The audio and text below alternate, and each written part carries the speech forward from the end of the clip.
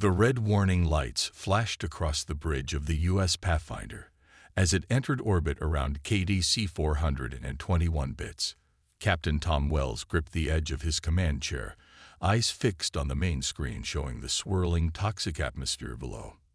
"Give me the final readings," he ordered. Officer Lisa Jones tapped her console and frowned. "Sir, atmosphere is 22% nitrogen, 18% oxygen, but contains lethal levels of hydrogen sulfide and chlorine compounds.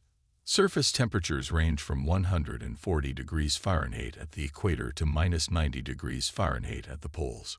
Gravity reads at 1.43 times Earth standard." Wells nodded grimly. In 20 years of space exploration, he had never seen a more hostile world. The planet shouldn't have been a priority, but Command had insisted after initial scans detected unusual mineral signatures. "What about those energy readings we picked up on approach?" Wells asked.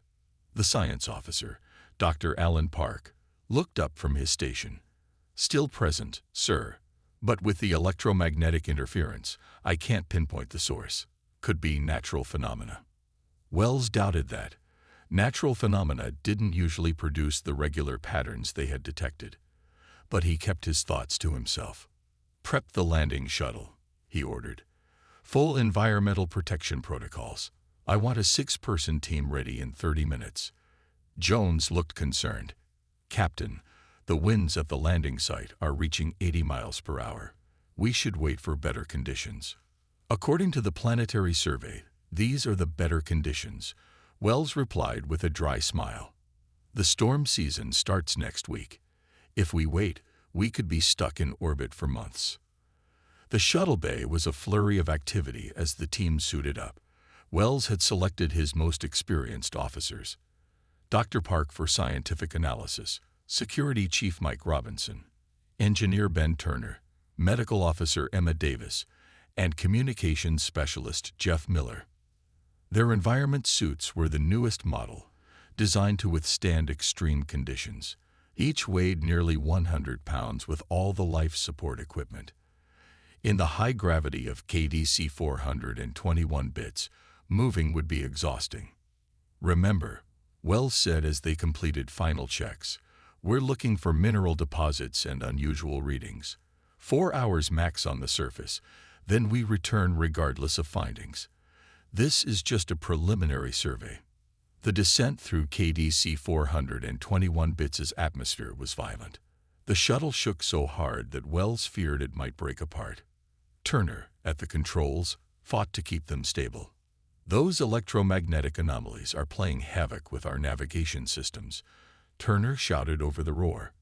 Switching to manual landing procedures, they touched down on a flat, rocky plain surrounded by jagged mountains. Through the viewport, they could see sulfur-yellow clouds racing across a greenish-gray sky. Occasional flashes of lightning illuminated the barren landscape. "Looks like hell," Robinson commented, checking his weapon. "Hell would be more hospitable," Dr. Park replied, studying his readings. "Those energy signatures are stronger now, coming from approximately 3 miles northeast, possibly underground." The team exited the shuttle, immediately feeling the crushing gravity. Each step was an effort, and Wells knew they would tire quickly. "Stay close," he ordered through the comm system. "Visibility could drop any minute if those clouds decide to dump their contents." They had walked less than half a mile when Miller stopped suddenly. "Captain, I'm picking up something on communications. It's not one of our frequencies." Wells turned to him. "Natural interference?" "No, sir. It's structured. Like a language, but nothing I've ever heard." Before Wells could respond, the ground beneath them trembled. At first, he thought it was an earthquake, but then noticed the vibration had a pattern, almost like machinery. "Movement, 3 o'clock." Robinson called out, raising his weapon. From behind a ridge of rocks, a figure emerged, then another, and another. They stood nearly 7 feet tall, with broad shoulders and thick limbs perfectly adapted to the high gravity. Their skin was a mottled gray-green that blended with the landscape, and they wore what appeared to be technological suits with masks covering their faces. "Nobody move," Wells ordered, raising his empty hands. "Dr. Park, record everything. Miller, try to establish communication." The largest of the creatures stepped forward, studying the humans with eyes that glowed amber behind its mask. It raised a hand with 6 long fingers and pointed directly at Wells. Then, to everyone's shock, it spoke, the words crackling through their comm systems in broken English. "Why? You? Come. This place. Death for you." Captain Wells stood frozen in shock. The alien being had spoken to them in English, broken but unmistakable. "We come in peace," Wells said slowly, keeping his hands visible. "We are explorers from planet Earth." The tall alien tilted its head, the amber eyes blinking behind its mask. The other beings remained motionless, watching. "I am Captain Tom Wells," he continued. "Who are you?" The lead alien tapped something on its wrist device. A mechanical sound came from its mask, followed by clearer speech. "I am Krek. We are the Droth. This world is home." Dr. Park stepped forward cautiously. "How do you know our language?" "We listen. Many sky machines pass. We learn." Krek gestured upward with one 6-fingered hand. "Your kind watches our world for many cycles." Wells nodded. Unmanned probes had been studying this system for decades. The Droth must have intercepted and decoded the transmissions. A sudden blast of wind nearly knocked Miller off his feet. The sky darkened as clouds thickened overhead. "Acid storm comes," Krek said urgently. "Your shells will not protect. Come now." Robinson moved close to Wells. "Sir, I don't recommend following them underground. If that storm is acid rain, we won't make it back to the shuttle." Wells countered. "We need shelter." The first drops began to fall, sizzling when they hit the rocky ground. Without waiting for further discussion, Krek turned and led the way toward a rock formation. The other Droth moved to surround the humans, not in a threatening way, but protectively. They approached what looked like a solid wall of stone. Krek pressed his hand against it, and a section slid open, revealing a tunnel leading down. "Quickly," Krek urged as the rain intensified. The team hurried inside. The passageway was tall and wide enough for the Droth, but felt cramped to the humans in their bulky suits. The air pressure changed as the entrance sealed behind them. "Safe to remove your face coverings here," Krek said. "Air is clean." Dr. Davis checked her instruments. Oxygen levels normal. No toxins detected. It seems safe. Cautiously, they removed their helmets. The air was warm and slightly humid, with a mineral smell like wet stone. As they descended deeper, the tunnel opened into a vast underground chamber. Wells gasped at the sight. The cavern stretched for miles, illuminated by glowing crystals embedded in the walls and ceiling. In the center stood a city, buildings carved from stone and metal, connected by bridges and walkways. Water flowed in channels throughout, and patches of strange luminescent plants grew in carefully tended gardens. "Welcome to Droth home," Krek said, with what might have been pride in his voice. Hundreds of Droth moved through the city, some turning to stare at the strange visitors. Children, smaller versions of the adults, pointed and whispered. "How long have you lived here?" Dr. Park asked, his scientific curiosity overwhelming his caution. "Since the Great Fires," Krek replied.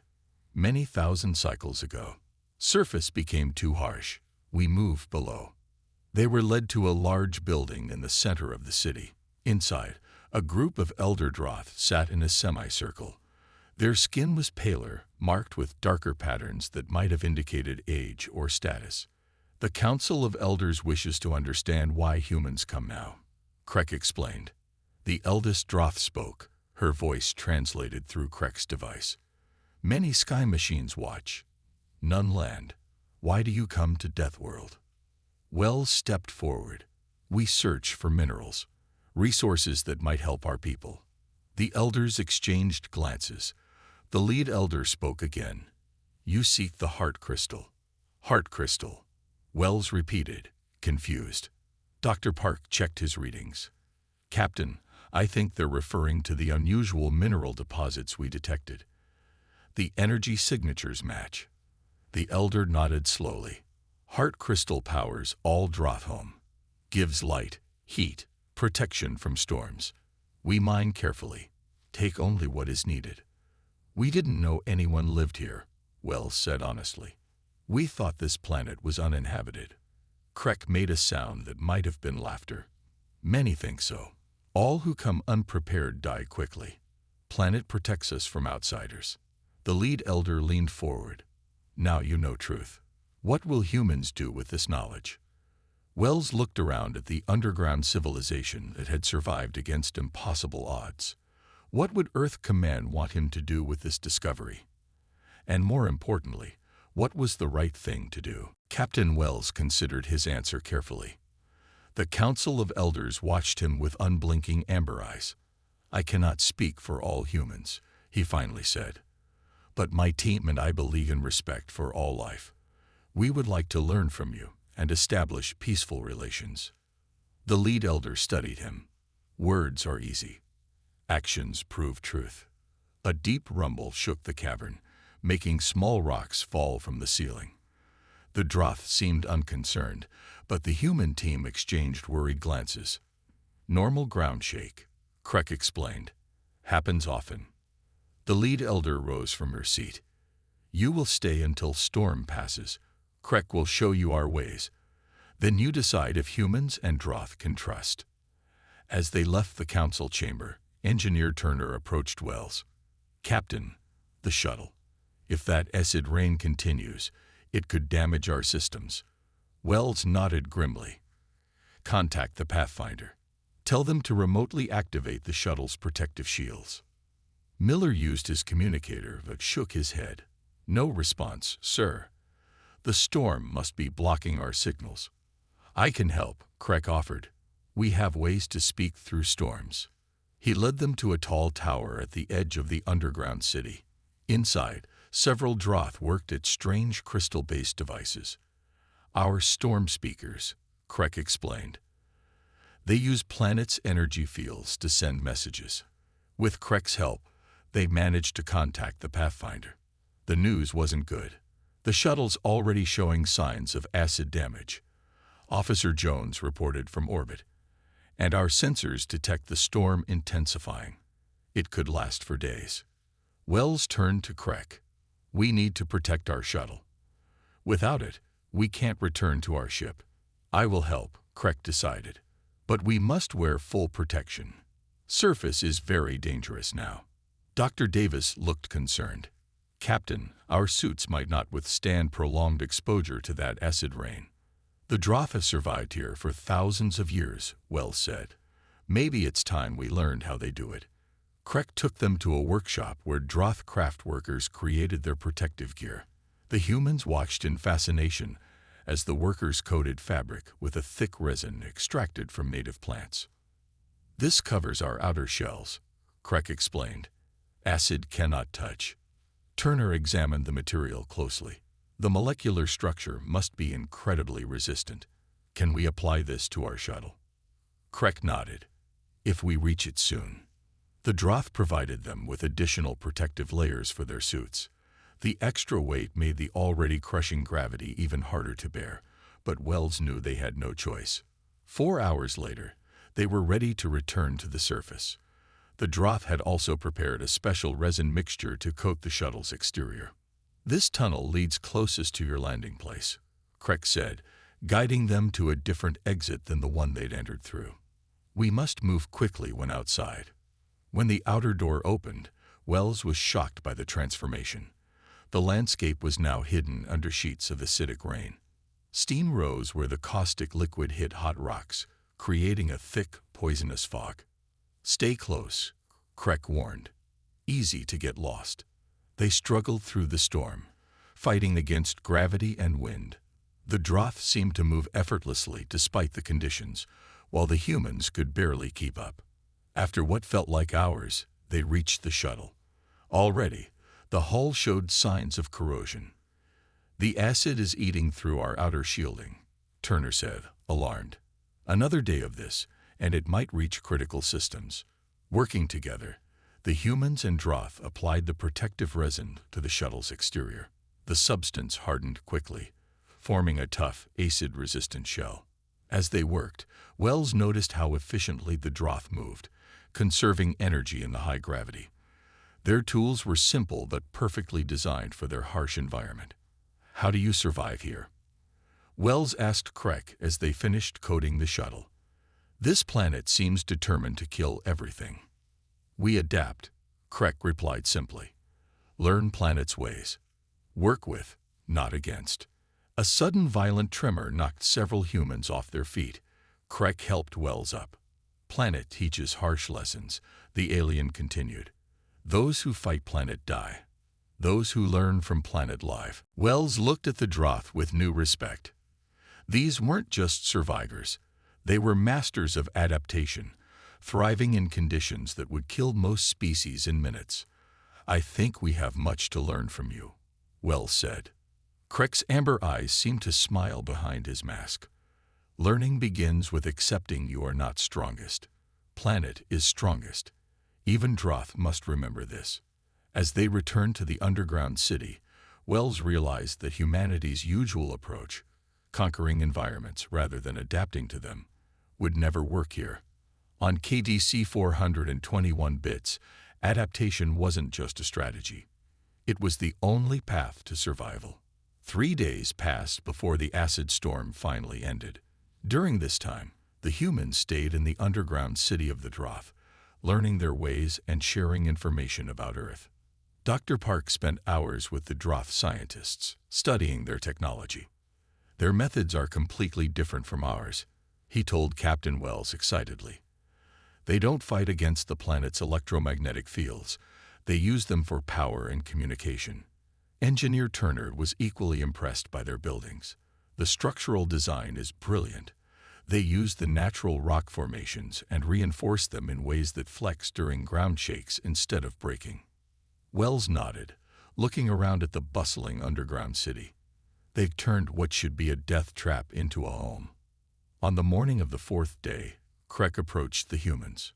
"Storm has passed. Your skyship reports all is well. The Council invites you to see something before you leave."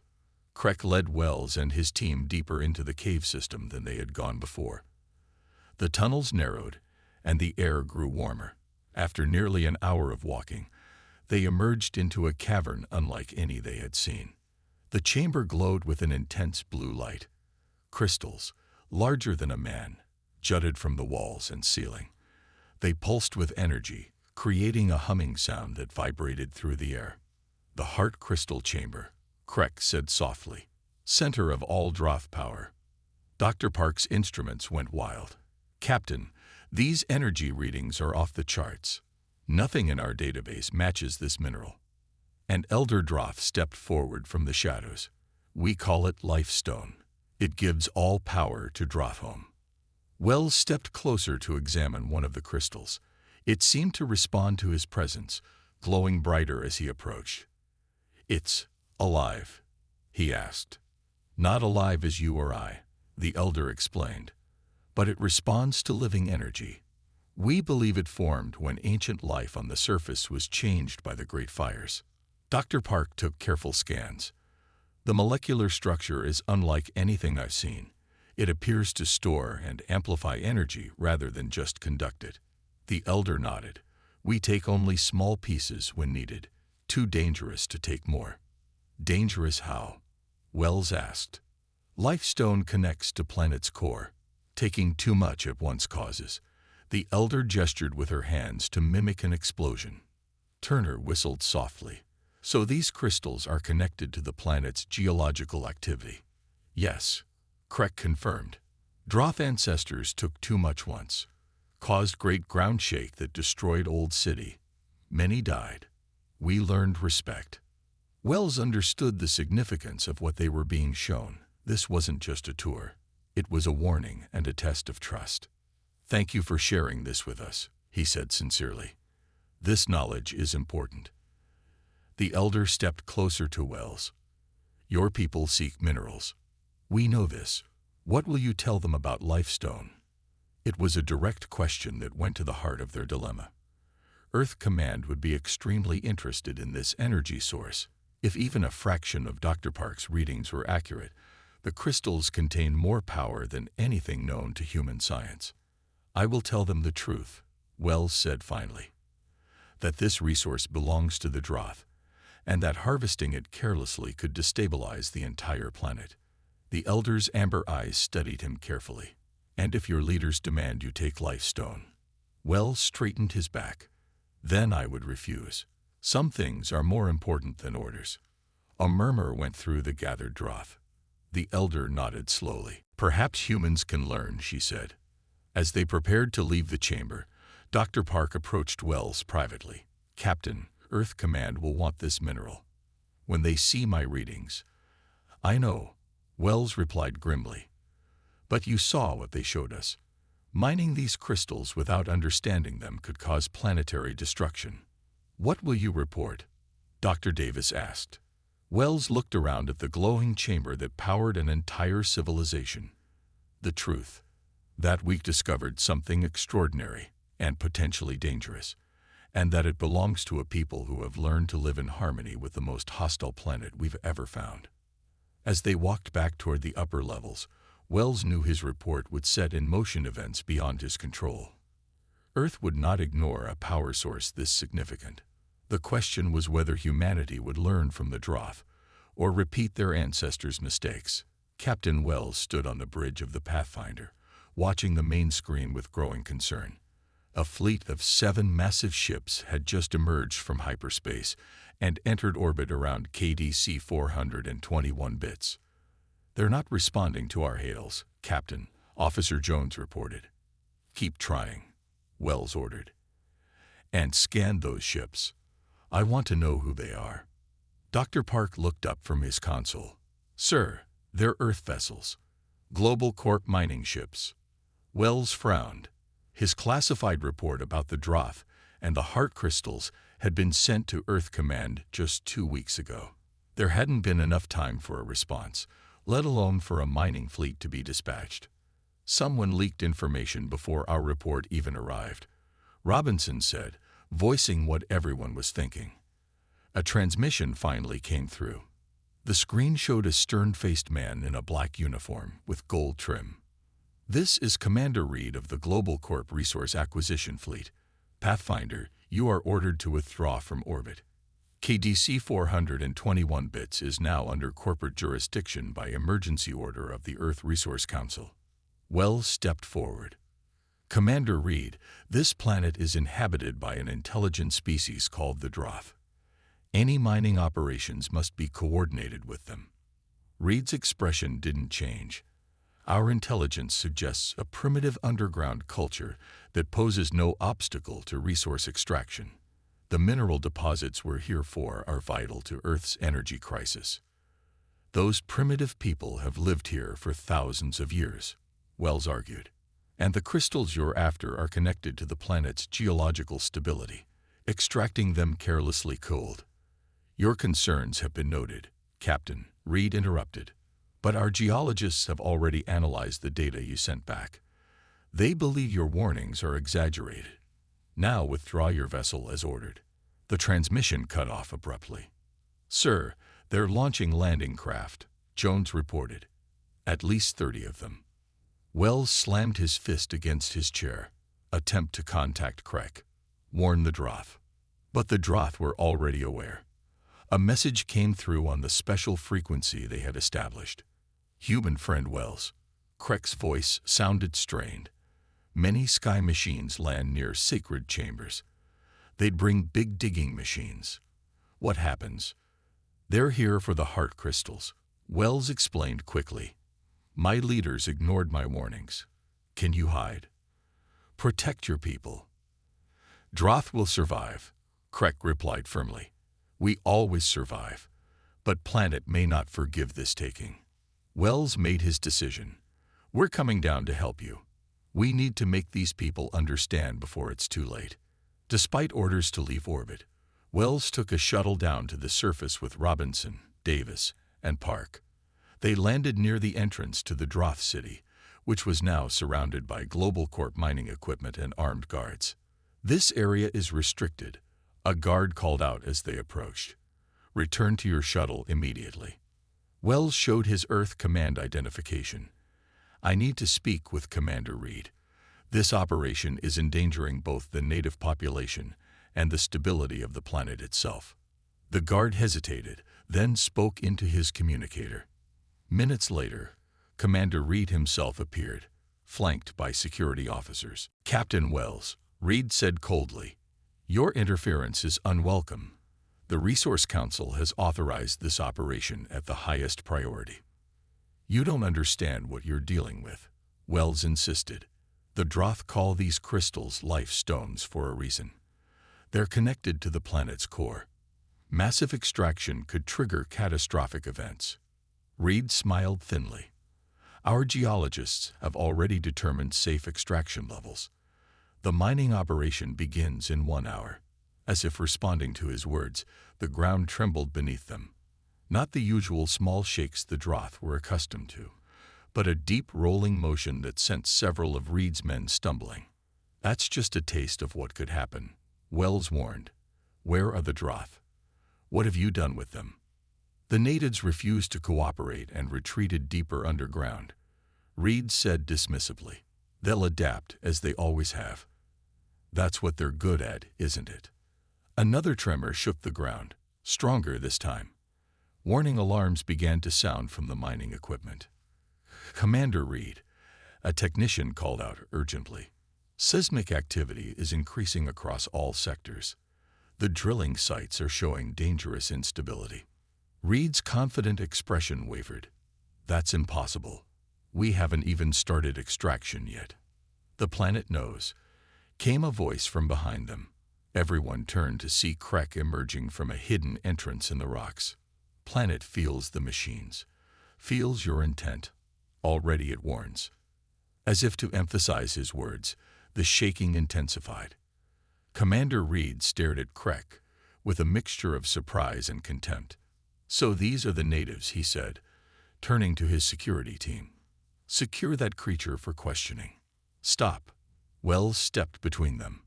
"The Droth understand this planet better than anyone. You need to listen to them." Another violent tremor shook the ground. In the distance, one of the mining towers toppled over with a crash of metal and screams. "Sir," a Global Corp technician ran up to Reed, her face pale with fear. "The drilling sites are showing massive pressure buildup below. It's like the planet is fighting back." Reed's confidence began to crack. "That's ridiculous. It's just unfortunate timing."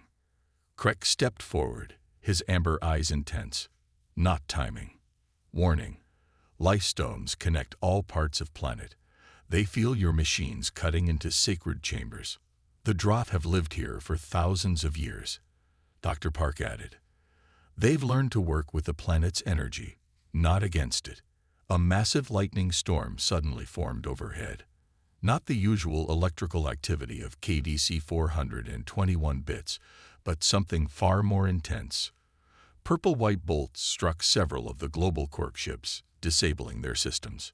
Reed's communicator crackled with panicked voices from different mining sites. "Site 3 here. Acid geysers just erupted through our main drill shaft. Control, the ground is literally opening up under Camp B. We're evacuating. Our instruments are going crazy. The electromagnetic readings are off the charts." Wells turned to Krek. "Is this your people's doing?" Krek shook his head. "Not Droth. Planet defends itself. The planet is bleeding energy," Dr. Park said in awe, checking his instruments. "The crystal network is destabilizing." Wells grabbed Reed's arm. "You need to withdraw completely. Not just stop drilling. Remove all equipment and personnel from the surface. That would take days," Reed protested, "and cost billions in equipment." "Your choice is simple," Krek said calmly despite the chaos around them. "Leave machines, or leave lives." As if to punctuate his statement, a massive ground shake sent everyone stumbling. A nearby drilling platform sank into the suddenly liquefied ground, swallowed completely in seconds. Reed's face went white. All Global Corp personnel, abandon equipment and get to emergency shelters immediately. This is not a drill. Wells turned to Craig. Can you help us?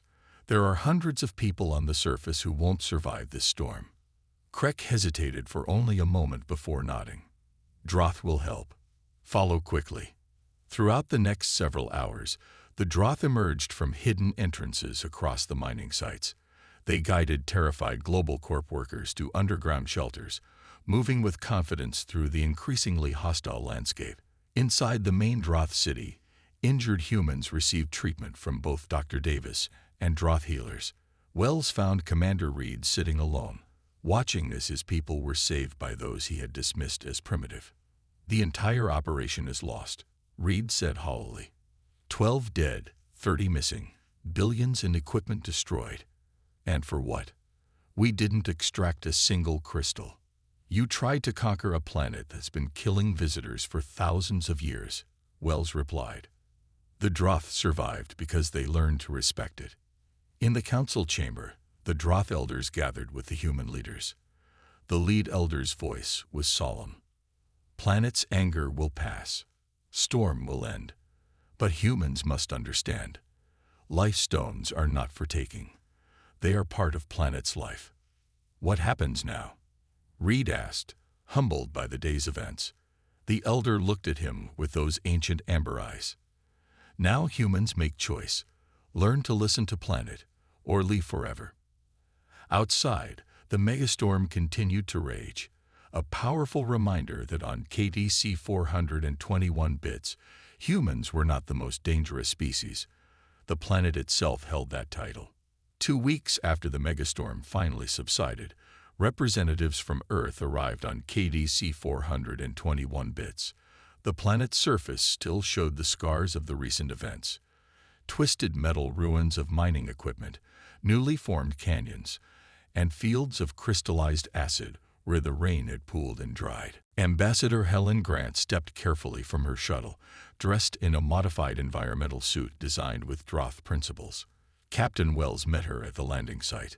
Welcome to KDC 421 bits, Ambassador, Wells said. How was your journey?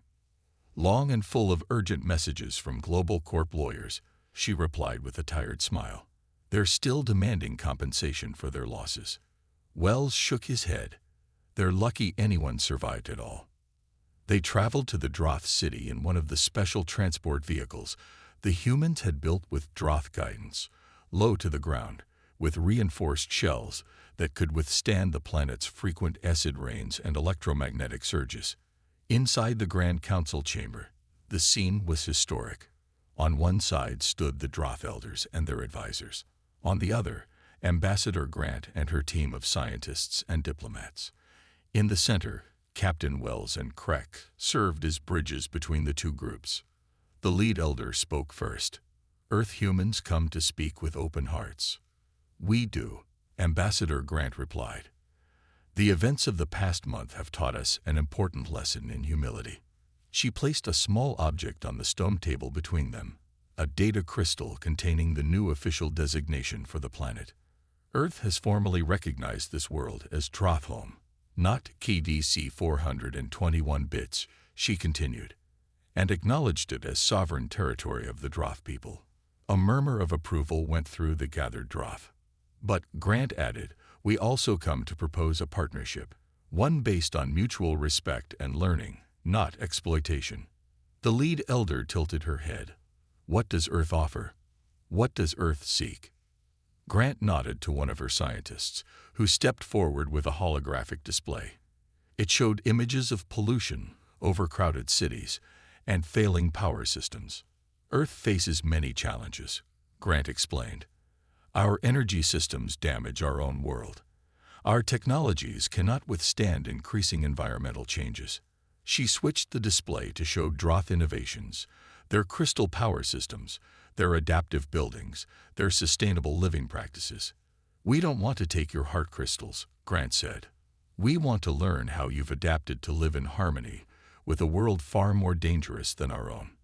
In exchange, we offer our knowledge, medical advances, and alliance. The elders conferred among themselves before the lead elder responded. For many generations, Droth lived alone. We thought no other life could survive here. Then humans came, first to learn, then to take. She looked directly at Wells. But some humans showed respect, showed they could listen. Krek stepped forward. Droth Council has discussed much. We believe sharing knowledge better than hiding. If humans learn to respect planet, maybe humans stop harming their own world too. The lead elder nodded. We accept partnership. We'll teach humans our ways, but no mining of life stones. Study only. Agreed. Ambassador Grant said, smiling. And to show our commitment, Earth Command has assigned Captain Wells and his crew as our permanent liaison team, if that meets with your approval. The elder's amber eyes seemed to smile. Wells' friend has earned trust. Good choice. After the formal agreements were signed, Wells and Krek walked along one of the underground garden paths. The luminescent plants cast a soft blue glow over everything. Your people will really give up the heart crystals? Krek asked, even knowing their power. Wells nodded. The demonstration was convincing. Taking them would be like stealing someone's beating heart and expecting them not to notice. Many Droth doubted any outsiders could understand, Krek admitted. They thought humans too used to conquering. We're learning, Wells replied. The hard way, sometimes. They reached a viewing platform overlooking the vast underground city. In one section, humans and Droth worked together building a new research center. The two species moved differently, the humans still awkward in the high gravity, the Droth graceful and efficient, but they were finding ways to complement each other's strengths. My grandfather told stories, Krek said quietly, about the day planet would bring new friends from stars. Most thought just stories. Now stories become truth. Wells smiled. On Earth, we have an old saying. Sometimes the most valuable lessons come from the harshest teachers. Krek made the clicking sound that Wells now recognized as Droth laughter. True wisdom. Planet is harshest teacher, but those who learn survive. Outside, another acid storm began to fall on the most dangerous planet ever discovered. But below, in the safety of mutual respect and understanding, a new kind of civilization was taking its first steps, one that recognized that true strength comes not from conquest, but from adaptation.